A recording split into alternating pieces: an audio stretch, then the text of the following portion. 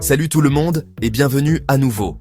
Aujourd'hui, on plonge dans le monde des masques de sous-réseau et en seulement 3 minutes, vous allez bien comprendre ce que c'est et pourquoi c'est important. Prêt? On y va. Alors, c'est quoi un masque de sous-réseau? Imaginez un filtre qui divise une adresse IP en deux parties, la partie réseau et la partie hôte. Cette division permet de créer plusieurs petits réseaux à l'intérieur d'un plus grand, ce qui est super utile pour gérer et organiser les appareils sur un réseau. Maintenant, décortiquons la structure. Une adresse IP et son masque de sous-réseau font tous les deux 32 bits de long, généralement affichés avec des points, comme 192.168.1.1 et 255.255.255.0. Le masque de sous-réseau détermine quelle partie de l'adresse IP correspond au réseau et quelle partie correspond à l'appareil. Voilà comment ça marche. Le masque de sous-réseau utilise des chiffres binaires, des 0 et des 1, pour masquer l'adresse IP. Les 1 dans le masque représentent les bits du réseau, tandis que les 0 représentent les bits de l'hôte.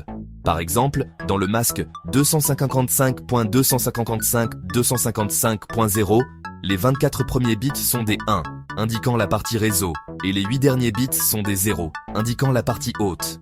Facile, non? Mais pourquoi a-t-on besoin de masques de sous-réseau? Ils aident à réduire le trafic réseau et à améliorer la sécurité en isolant des segments d'un grand réseau. Imaginez que vous travaillez dans une grande entreprise avec plusieurs services. En utilisant des masques de sous-réseau, vous pouvez vous assurer que chaque service a son propre sous-réseau, réduisant le flux de données inutiles et les risques de sécurité potentiels. Parlons maintenant de la notation CIDR. CIDR signifie Classless Inter-Domain Routing, une façon plus flexible d'écrire les masques de sous-réseau. Au lieu d'écrire le masque en entier, on utilise une barre oblique suivie du nombre de bits réseau.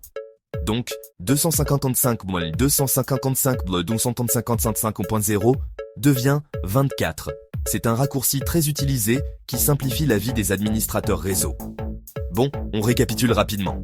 Les masques de sous-réseau divisent les adresses IP en parties réseau et hôte, ce qui facilite la gestion et la sécurité des réseaux. Ils utilisent des chiffres binaires pour masquer l'adresse IP et peuvent être représentés en notation CIDR pour plus de commodité. Voilà, vous venez de maîtriser les bases des masques de sous-réseau en moins de 3 minutes.